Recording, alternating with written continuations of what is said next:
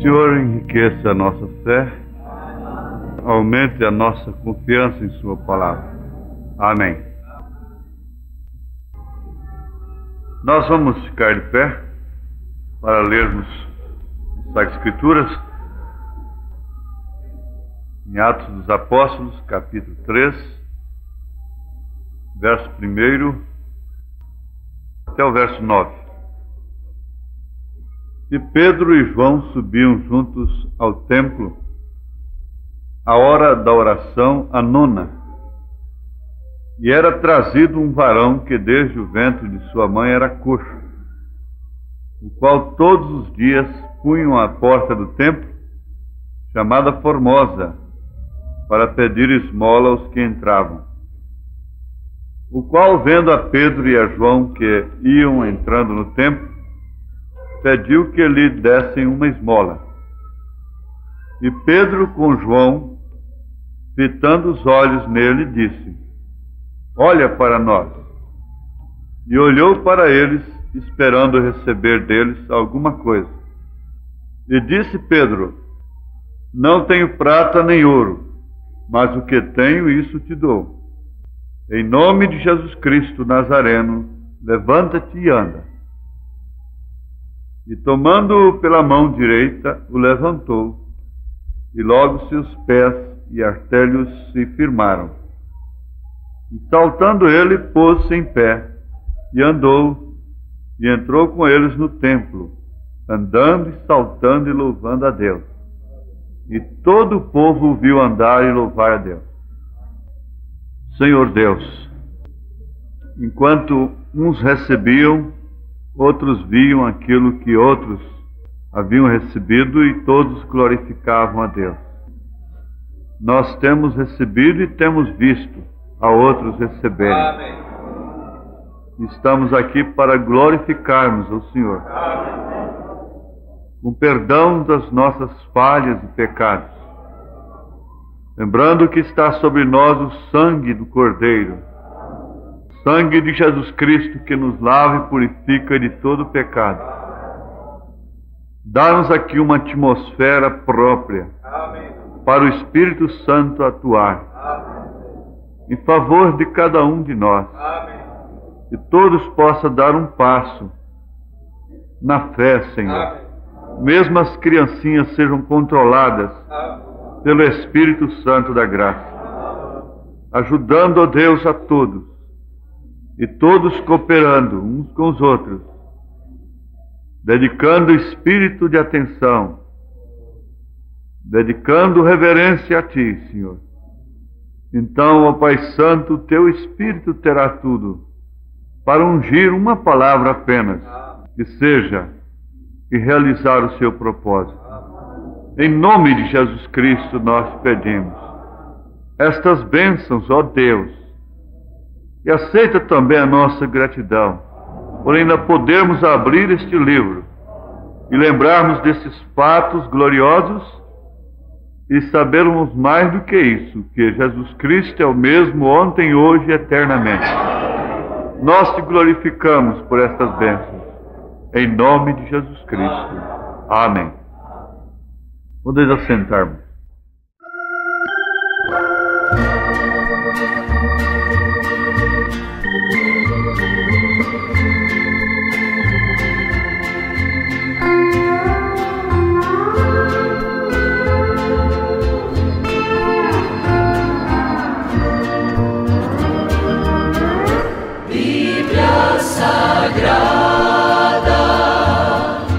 És a palavra de Deus, és o mapa da jornada dos que seguem para o céu.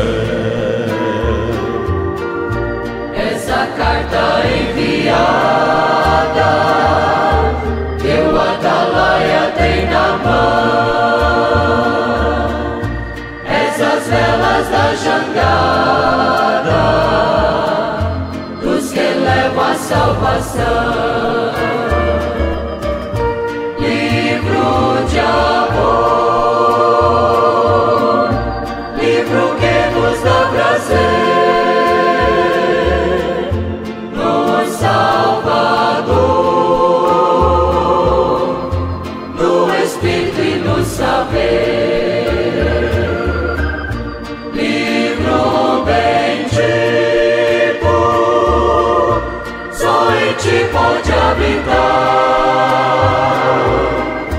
A palavra de amor que dos lábios do Senhor saiu para em te falar.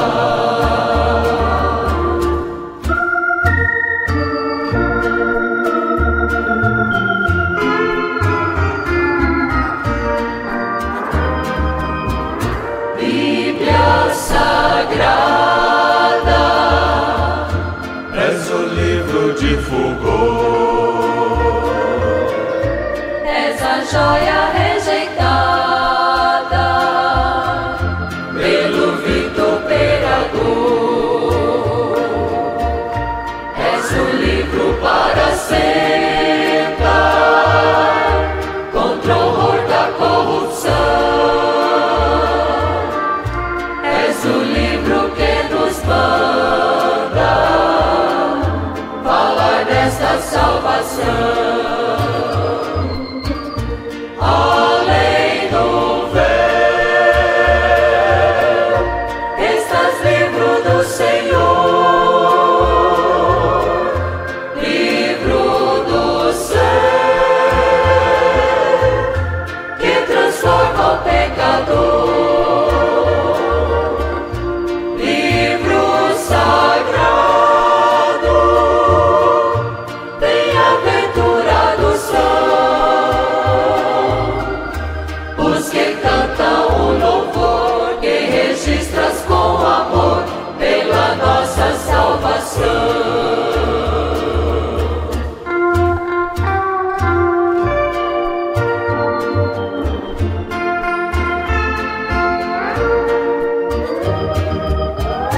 Bíblia Sagrada, és a luz do meu viver,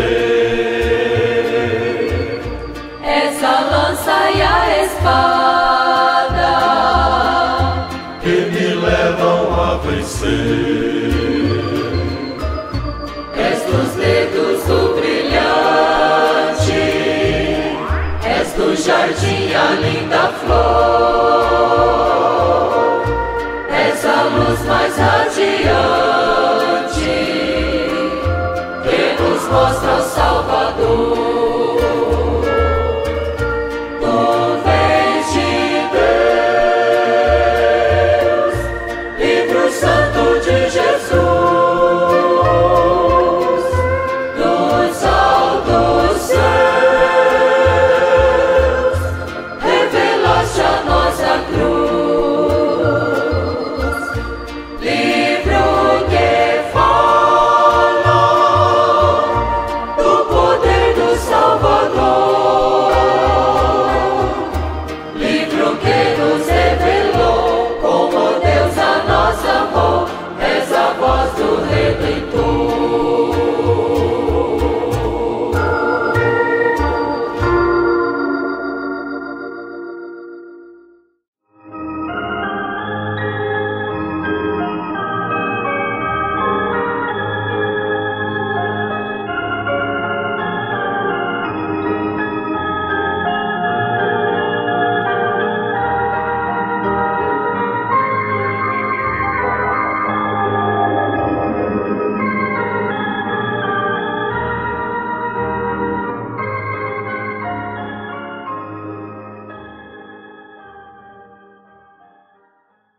A unidade com Deus é ter o Espírito de Deus, né, em você, concordando com a palavra, toda a palavra, e fazer isto manifesto em poder através de sua vida, não é?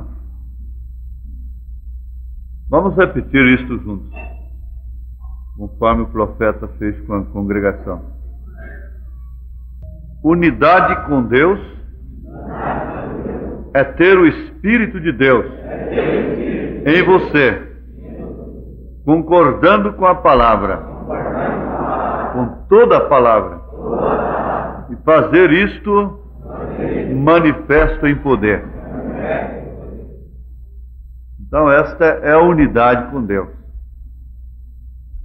É concordar com toda a palavra e fazer isto manifesto em poder. O poder de Deus nunca é manifestado para atender uma especulação de Satanás ou do incrédulo, do descrente. Deus nunca manifestou o seu poder para satisfazer a especuladores. Nós podemos notar, através das Escrituras, que Jesus Cristo não fez nenhum dos sinais que o diabo pediu para ele fazer lá no Monte da Tentação, embora tendo poder para fazer aquilo. Jesus não fez.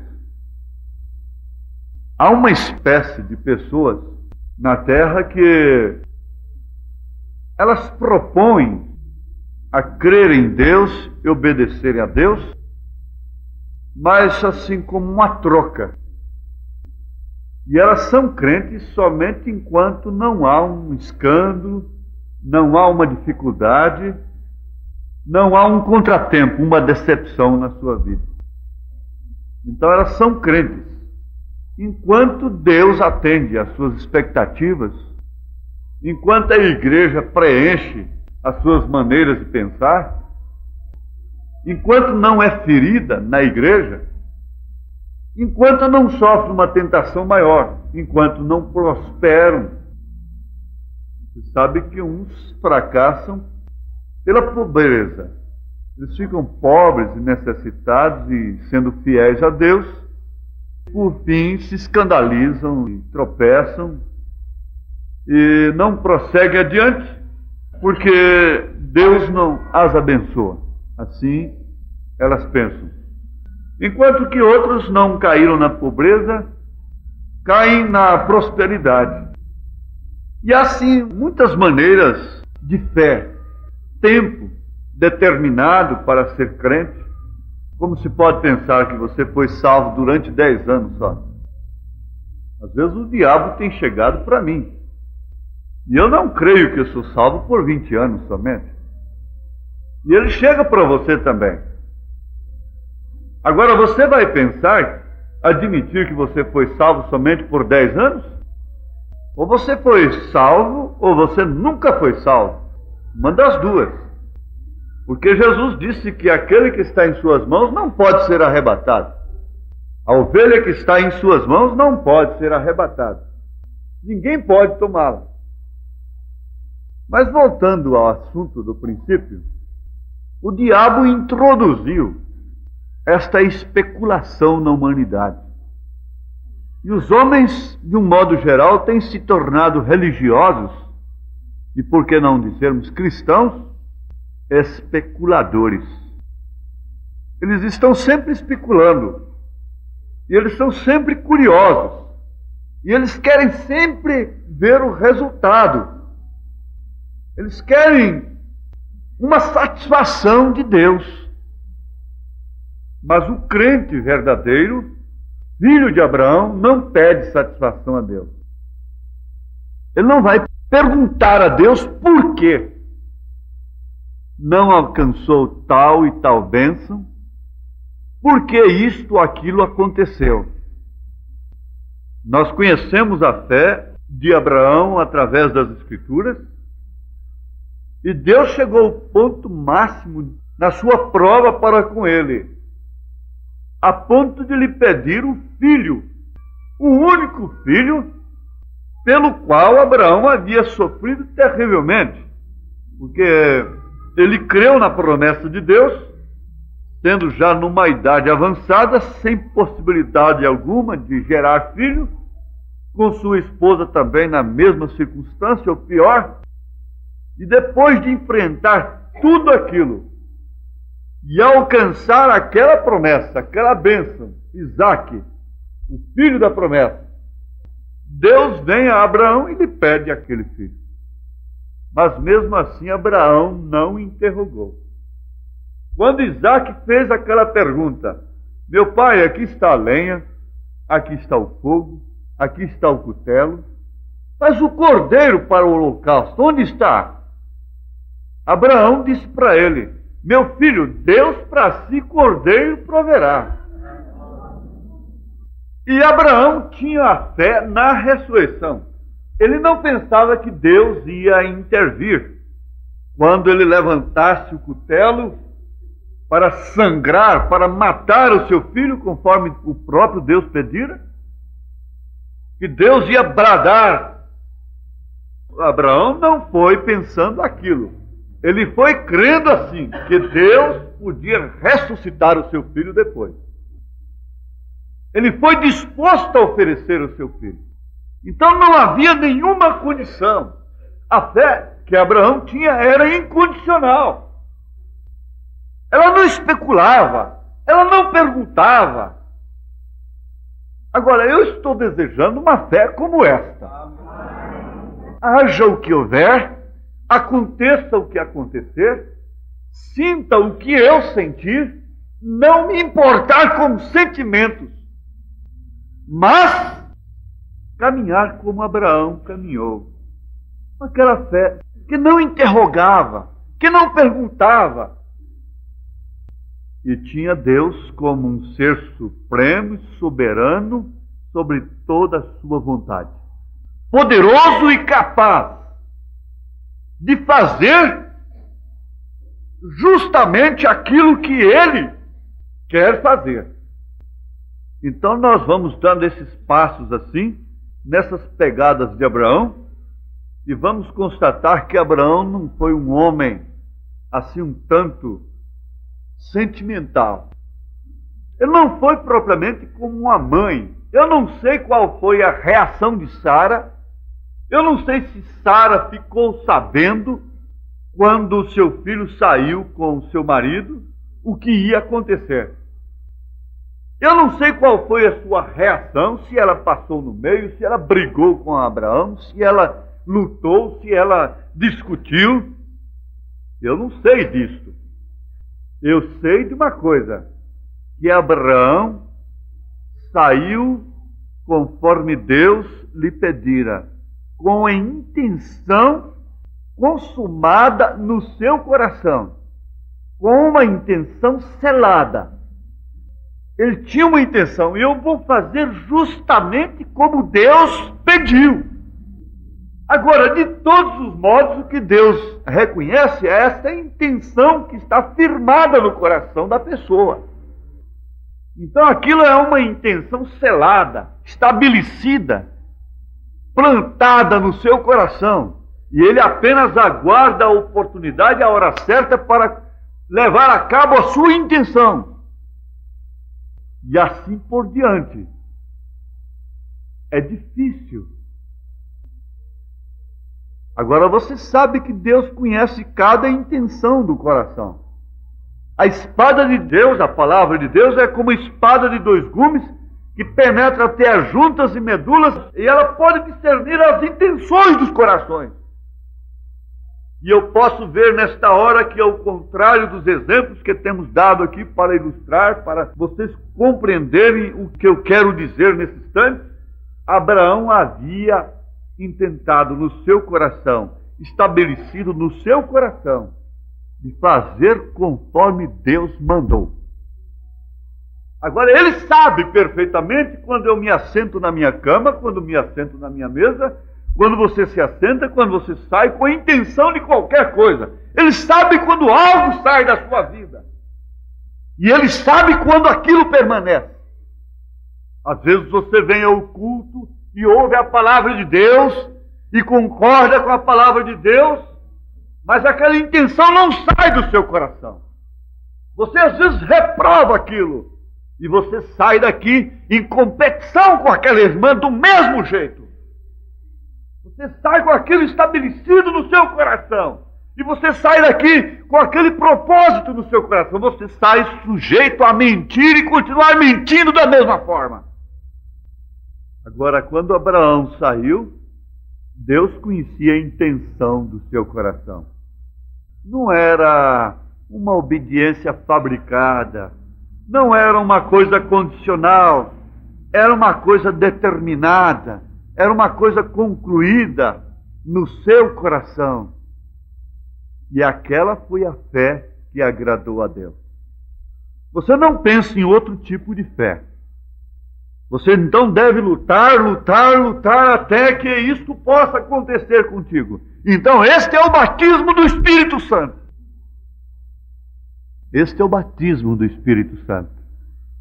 Quantas pessoas a quem a gente aconselha, e você as vê pela última vez pelas costas. Pense um pouquinho nisso. Agora, há muitas coisas que você não tinha intenção. Você não estava prevendo aquilo. Você não estava com aquilo em mente. Você não tinha raciocinado sobre aquilo.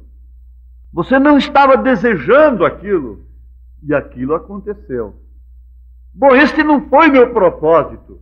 E desta forma a pessoa tem mais facilidade para arrependimento. Você sabia disto? Ela tem mais facilidade para se arrepender. Quando ela não estava intencionando fazer tal coisa, ferir a tal pessoa, responder, falar tal coisa com aquela intenção. Bom, esse não foi o meu propósito. Eu não pensava que isto ia ser desta forma, que isto ia gerar aquilo. E esta pessoa, então, ela tem mais possibilidade de se arrepender. Esta que não pratica de uma maneira intencional.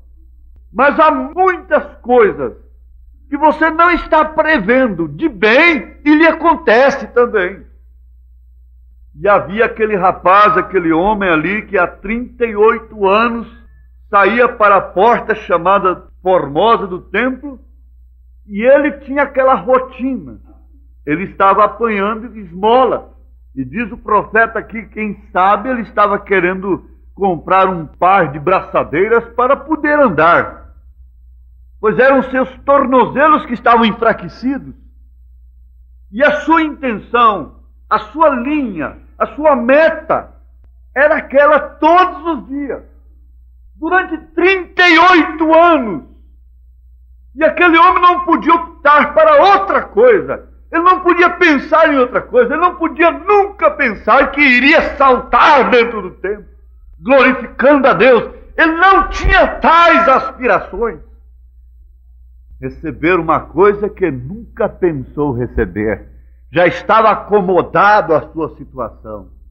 Já estava conformado pela força das circunstâncias. Sou paralítico, sou coxo de nascença. Simplesmente tenho que juntar umas moedas para comprar estas moletas. O que é muito difícil. Mas de repente chegaram ali dois homens. Um já idoso e o outro ainda jovem, simpático.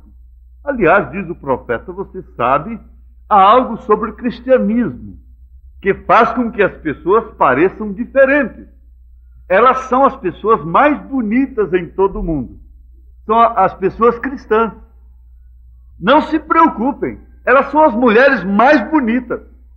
Eles são os homens mais simpáticos em todo o mundo. E quando aquelas duas pessoas distintas chegaram ali, o homem apanhou o seu copo e estendeu. E aquilo queria dizer, dá-me uma esmola, pelo amor de Deus. Aquela atitude de estender o seu copo já queria dizer, dá-me algo, dá-me um dinheiro. Eu estou aqui para isto, este é o meu costume, este tornou-se o meu hábito, este é o meio que eu tenho para ganhar o meu pão. Dá-me!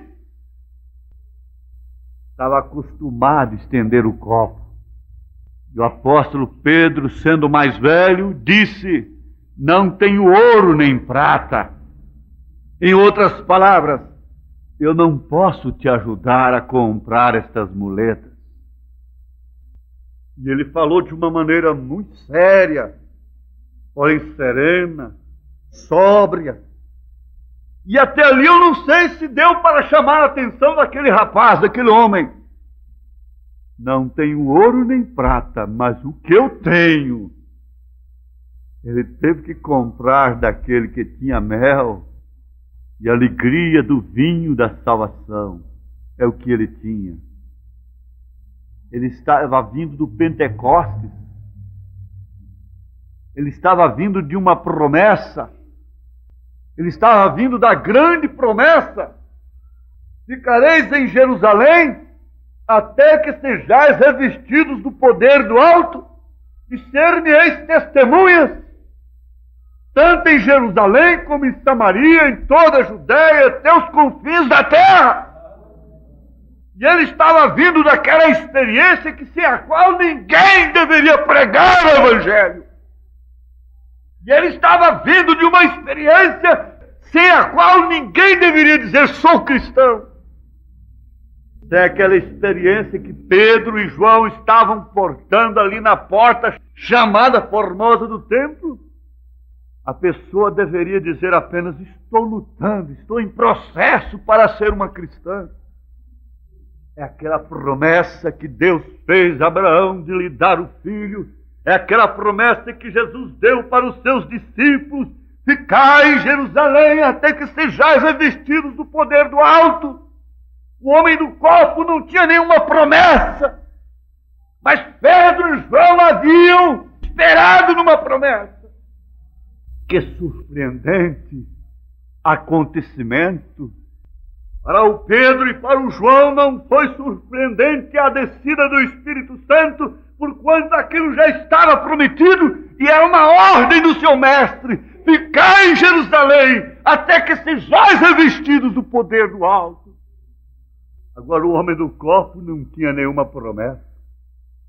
Ele nunca tinha ouvido Deus falar para ele: ficai na porta chamada Formosa do templo. As circunstâncias é que houveram dito, prenderam aquele homem ali na porta do templo. E ele tinha aquela ordem das circunstâncias: ficai na porta chamada Formosa até que recebais esmolas. Tem você alguma ordem?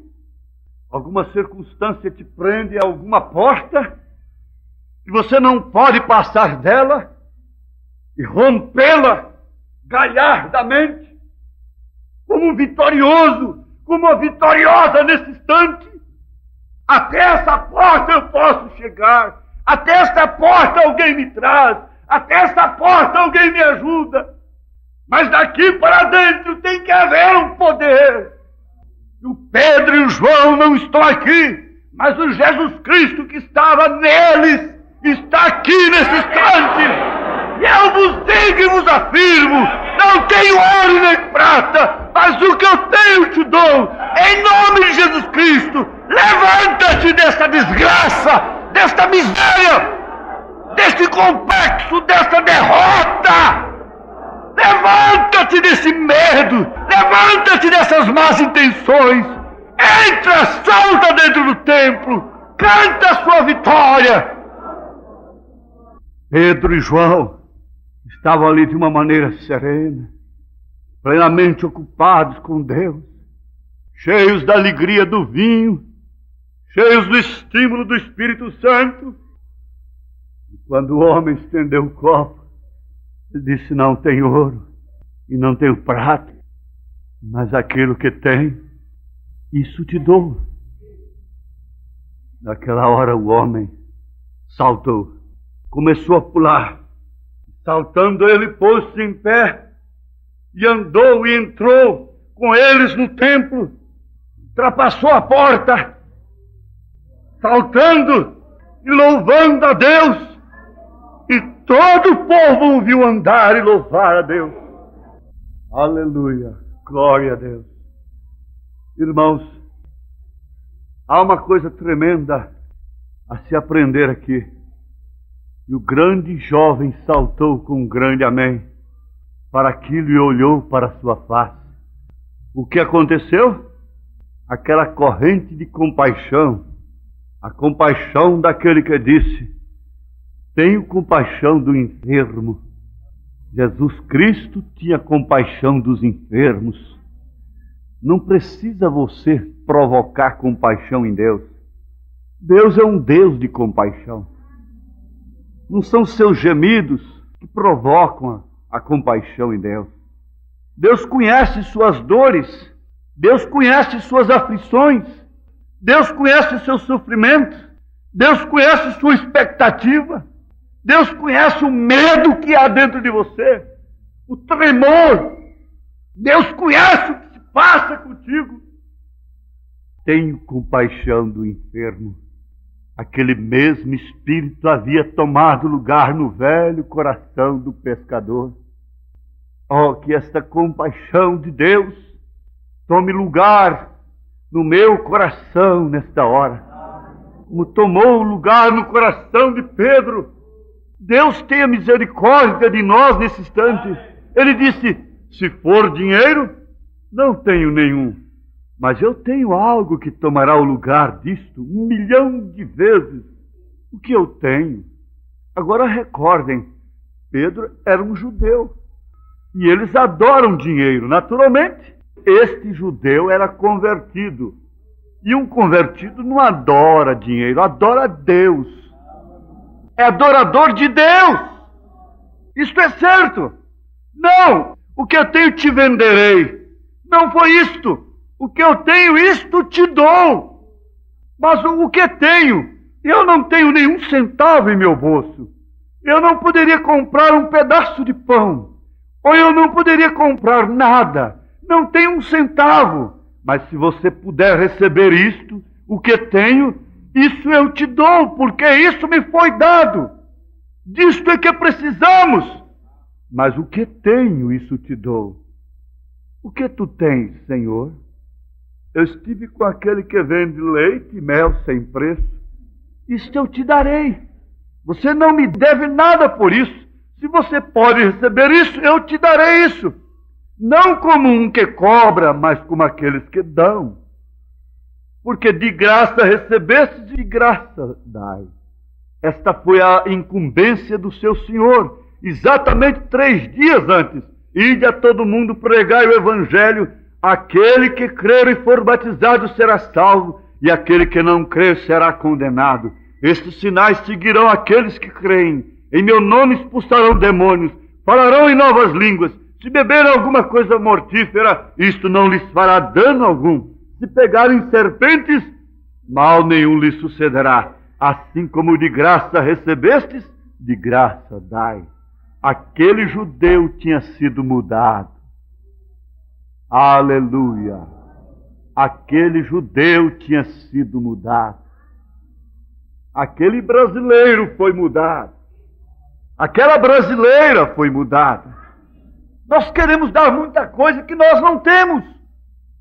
Às vezes nós queremos dar o que não temos. E o que temos mesmo não queremos dar. O que precisamos na América, e eu pus aqui no Brasil, é de uma mudança do Espírito Santo para tomar o lugar de algum ritual religioso.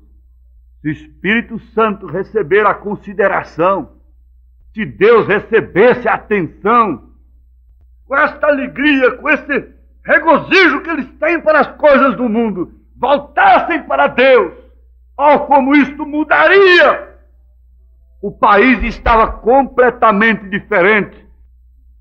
Mas isto é impossível de acontecer coletivamente. Mas deixa que aconteça com você. Se o mundo tem alegria nas coisas do mundo, você tem a alegria nas coisas de Deus.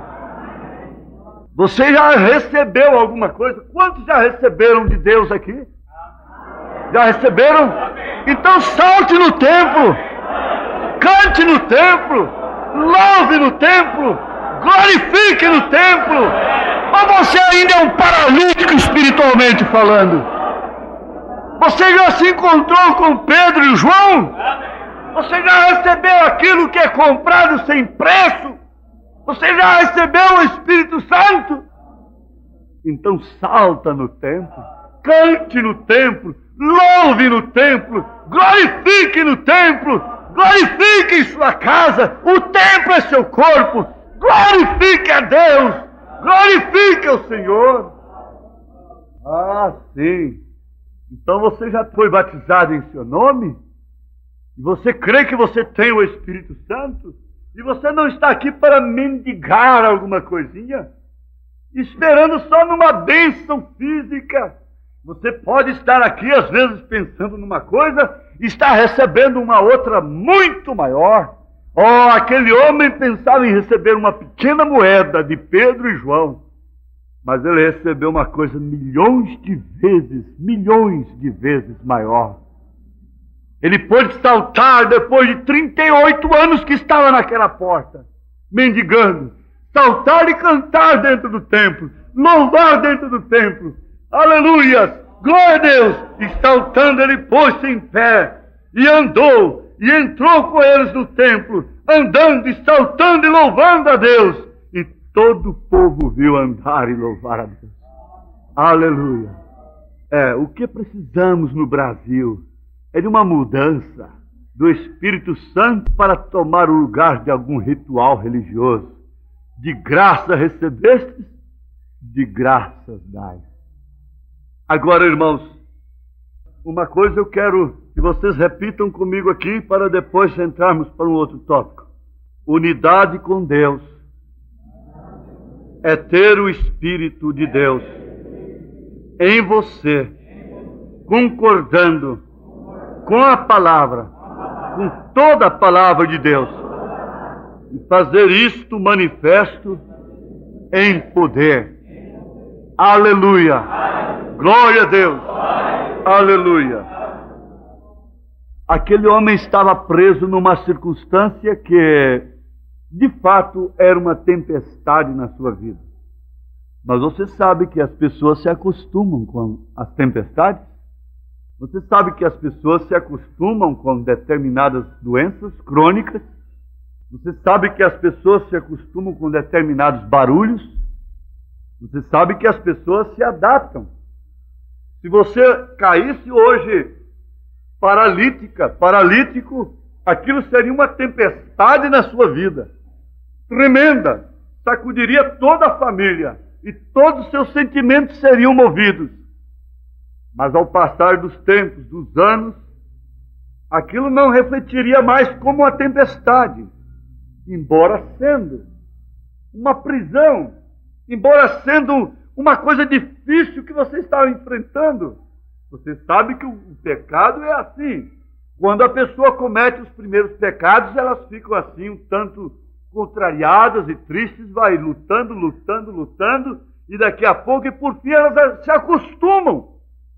A mulher trata o marido descaridosamente as primeiras vezes, há um impacto, e às vezes ela se ressente, e há aquela coisa assim, mas daí uns anos, ela não sente mais nada em responder, em humilhar, e assim por diante. O marido com a esposa, a mesma coisa, o filho com o pai, começa a responder à mãe, começa hoje e amanhã uma resposta daqui, outra dali, e daqui a pouco é um filho bruto para sua mãe e não ressente mais aquilo.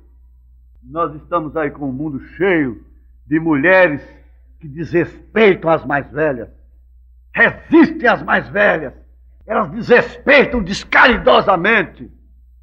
Quando Paulo ensina que elas deveriam ser obedientes às mais velhas. Mas pode deixar que isso tudo é uma tempestade imprevisível na sua vida. Não tenha medo disso, isso é assim mesmo.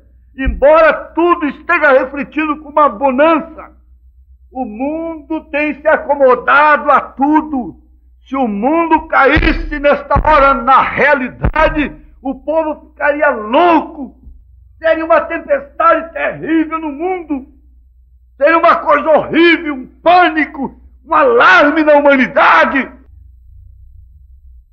Mas o profeta está avisando. É a bonança antes da tempestade. Parece que tudo está em paz. Parece que Deus está com os braços cruzados.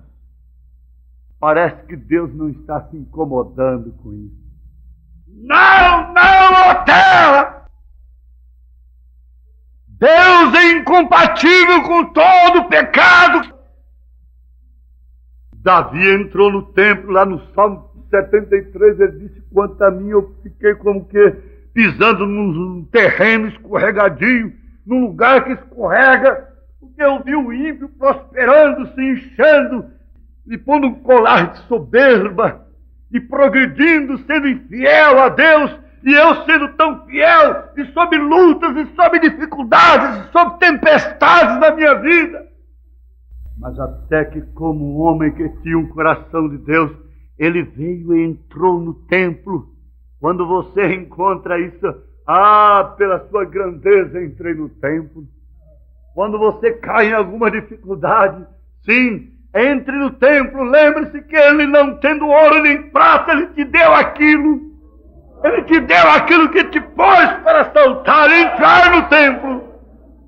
E ele disse: até que entrei no templo e atinei eu para o fim dele. E aquele homem parece que estava acomodado. Dá-me uma esmola, estendia seu copo hoje, amanhã, e assim há 38 anos. E acomodado com os óculos, e acomodado com as muletas, e acomodado com a cegueira, e acomodado com a surdez, e acomodado com outras coisas, e com tais dores, etc. Mas eu quero analisar isso. De repente aquilo cessou de uma hora para outra. E você sabe que toda bonança fala de tempestade? Quem conhece as águas, quem conhece o mar sabe disso. Toda bonança fala de tempestade. Quando você vê as coisas muito quietas, muito serenas, quando você percebe que as coisas estão muito quietas, o homem do mato, o esperador sabe, um lugar que tem bicho, muito bicho, e que você vai passar uma noite no mato, e as coisas estão quietas, o mato está em silêncio, e nenhum bicho vem ali, e frutas caindo, e o silêncio toma conta. Ele logo diz assim: a pintada está por aí, a tempestade está por aí, a onça está por aí, a onça está por aí, porque está tudo quieto, está tudo sereno, e não há perseguições, e não há sofrimentos, e é tempo que cada um reclama seu direito, e quanto mais você dá, mais as pessoas se tornam exigentes. Quanto mais nós temos, mais exigentes nós nos tornamos. Quanto mais conforto você dá para a sua família, mais ela vai exigir de você. Naturalmente, mesmo sem ser uma exploradora, quanto mais você der, mais ela vai exigir. E assim estão as coisas. E aquele homem estava acomodado àquilo. E aquilo havia se tornado um meio de vida para ele. De repente algo aconteceu. De repente a coisa virou. E virou de uma forma natural. Foi um acontecimento na sua vida. Não foi uma coisa programada. Não foi uma coisa forjada. Não foi uma coisa esforçada. Foi um acontecimento na sua vida. Eu creio que haverá um acontecimento na vida de cada cristão que o porá pular as montanhas, ultrapassar as barreiras do sol e tomará lugar nesta noiva, ou caso contrário ela estará perdida. Mas quando que Jesus Cristo deixará sua noiva perdida? Nunca! Nunca ela estará para sempre na fila disto, na fila daquilo, e trata de uma dor aqui, trata de uma dor de cabeça ali, e vai para ali, vai para lá, isto, aquilo outro. Não! Isso terá que terminar. Toda tempestade fala de bonança. Toda bonança fala de tempestade. Quando você vê o vento soprando demais, naquela hora todo mundo cala. Naquela hora todo mundo depende um do outro. Deixa, quando um avião entra em pane no ar, acaba toda arrogância, acaba toda exigência, petulância de passageiros, acaba tudo. Quando a coisa entra em pânico, deixa a coisa vir, e você verá que a coisa é diferente, e acaba aquela exigência. E ele estava conformado somente com a moeda. E você está tão feliz em vir aqui e ouvir somente as palavras e promessas. E você está tão feliz em vir aqui cantar e louvar o Senhor. E você está tão satisfeito e satisfeita de vir à casa de Deus. E quando você recebe uma ferida na sua vida, você se lembra que Ele foi ferido pelas nossas iniquidades. Ele carregou sobre si as nossas transgressões. Ele foi moído lá no Calvário. Agora, de repente, isso será transformado. De repente, isso vai transformar. E eu estou esperando nessa transformação. Você está esperando nisto. Seja qual for a vida que você tenha, seja qual for o conforto que você desfrute. Se você tem um marido que luta para te acudir daqui e dacolá e você é uma exigente, cuidado, filhinha. Cuidado com tua vida. Comece a se acomodar, a dar graças a Deus pelo marido que você tem. Comece a glorificar a Deus pela esposa que você tem. Comece a glorificar a Deus pelos seus pais, pela sua mamãe, pelo seu papai. Glorifique a Deus pelos irmãos. Vamos dar glória a Deus por podermos assentar aqui e olharmos uns para os outros. Olhe um para o outro e diga glória a Deus, irmão. Glória a Deus, irmã. Glória a Deus, irmão. Eu posso te ver de pé aqui. Eu posso te ver aí, meu irmão. Eu posso te ver aqui ainda. Eu posso te contemplar. Eu posso ver o seu rosto aqui. Aleluia, aleluia. Eu posso te ver aqui. Eu posso ver essas irmãs aqui. Aleluia, glória a Deus. Há um sinal de Deus na terra. Esse sinal é vocês. Você é um sinal de Deus na terra. Sim, a maneira que você anda, a maneira que você porta, a maneira que você vive, é um sinal que Deus ainda está na terra. Eu estou vendo Deus aqui. É você mesmo. Mas de repente esse mundo não verá mais. Não verá mais esse povo aqui. Esse povo vai desaparecer. E o mundo ficará sacudido para lá e para cá. E vem aquele apelo dramático do profeta, o apelo da era. Acudam-se enquanto há tempo, porque Deus tem avisado que vai sacudir essa terra mais uma vez. Ele vai sacudir isto mais uma vez. E aonde estarão os poderes? Oh, Deus grande! Deus abalará mais uma vez essa terra. Grande tempestade virá, fará o mar transbordar, sacudirá não um copo d'água para lá e para cá, mas sim o mar, o Atlântico e o Pacífico. Deus está avisando de uma tempestade, mas é preferível você ter essas sacudidinhas aqui agora, porque isso é uma bonança em relação àquilo que vai acontecer. E naquela hora em que o mundo estiver sendo sacudido para lá e para cá, o poderoso aparecerá, o eterno poder de Deus virá em glória. Você está abrigado e abrigado no esconderijo do Altíssimo, à sombra do Onipotente descansando. Ele te cobriu com suas asas, com suas penas. Ele te abrigou e nenhum mal te aconteceu em sua tenda. Aleluia! O que é essa doença? O que é isto? Diante daquilo? O que é essa dorzinha de cabeça? O que é esse probleminha de ouvido? O que é esse probleminha de sangue, de coração, de fígado, de rins, de coluna? O que é isto? Perto desse poder que estamos vendo agora? O que é isto, carne? Os germes e vermes, o que valem vocês diante do poder eterno do Deus Todo-Poderoso? O profeta diz que quando ele chegou lá na África, e ele ouviu o rugido do leão, o bramido dele, toda a selva ficou em silêncio, até os grilos pararam.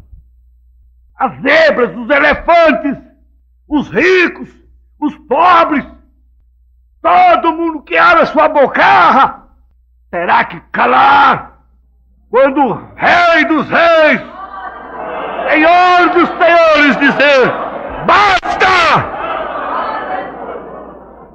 Aleluia! Aleluia! Todo o mal que está em você ficou pequenininho. pequenininho. Quem são os meus direitos? Quem são os meus sentimentos? Abraão estava assim. Que direito tem eu? Quem me deu foi ele. E o profeta, quando viu sua filha ali morrendo e Satanás trabalhando, ele foi cedendo, mas até que, quando chegou na alma, ele não pôde entrar. O diabo vai trabalhando com o Filho de Deus, a filha, ele disse, ela caiu. Mas para derrubá-la tem que chegar na alma. Não, ainda falta. De repente ele leva aquele susto e sua broca quebra. Quando chega no cerne, sua broca quebra.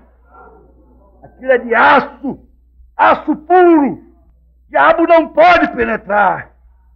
Então que o irmão Brana disse, Satanás, Deus deu, Deus tomou. Vai-te, Satanás. Vou sepultá-la junto com a minha esposa. Vou levá-la na sepultura. Vou colocar flores na sua sepultura. Vou ouvir a velha pomba cantar. Há uma terra além do rio. Você sabe que precisa coragem para ir para os céus? As pessoas têm medo de ir para os céus. Quando um crente está com medo da morte, ele está com medo de ir para a glória. Aleluia. Glória ao Senhor. E Abraão disse, Deus deu, Deus tomou, a sua atitude estava assim, dizendo isso, a sua vida estava falando, meu Deus me deu, meu Deus pediu, dá-lo-ei, pois, eis aqui, Senhor, eis aí o filho, está aqui, é teu, você pode dizer isto? Eis-me aqui, Senhor, sou tua, sou teu, Senhor. Oferece o teu filho, a tua filha. Oferece o teu marido nesta hora. Ofereça-se a si mesmo. Ora, abre tua boca. Grite no templo. Aleluia. Grite no templo. Glória a Deus. Aleluia. Oh, glória a Deus. Eis-me aqui, Senhor. Foi o Senhor quem me deu a vida. Como posso eu protegê-la? Como posso eu recusar de dá-la, entregá-la a ti? Foi o Senhor quem me deu. Senhor, tome a minha vida nas tuas mãos. Tome meu coração, ó Jesus. Tome estas moças, esses moços. Toma esta igreja nas tuas mãos. Toma estas crianças. Toma todos os seus problemas. Os meus problemas resolve Cristo. Aleluia, aleluia, glória a Deus. Põe a mão sobre sua irmã e ore por ela. Cure a sua irmã, cure o seu irmão. Põe a mão sobre o seu irmão e ore por ele, cure-o, em nome de Jesus Cristo. Aleluia, glória a Deus, aleluia, aleluia. Cure o seu irmão, cure a sua irmã. Você é portadora da cura divina. Você é portador do poder de Deus. Mas isso aí é uma esmolinha apenas. O poder de Deus tem se manifestado para a sua bênção, para a sua glória. Aleluias, glória a Deus, aleluia. Não tenho ouro nem prata, mas aquilo que tenho, isso te dou. Aleluia. Em nome de Jesus Cristo, levanta-te e anda. Amém, amém. Levanta-te e anda. Salte no templo. Glorifique no templo. Aleluia, glória a Deus. Aleluia, aleluia.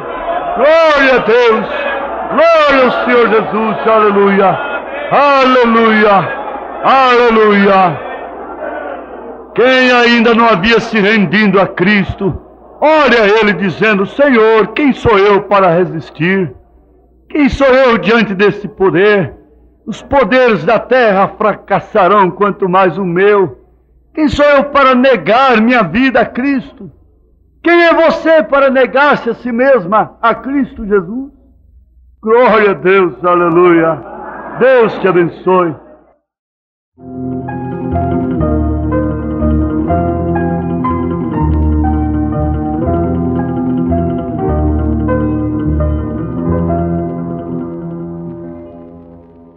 Todo aquele que habita o esconderijo do Altíssimo, a sombra do Onipotente, alegre descansará.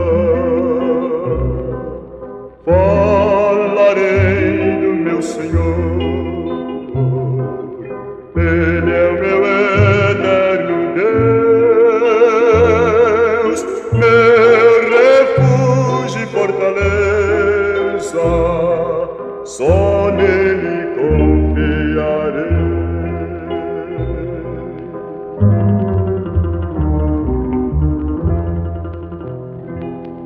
Do laço do passarinheiro o Senhor te livrará, também da peste perniciosa Ele te preservará. Com carinho e com ternura o meu Deus te abrigará. Debaixo de suas asas seguro tu estarás.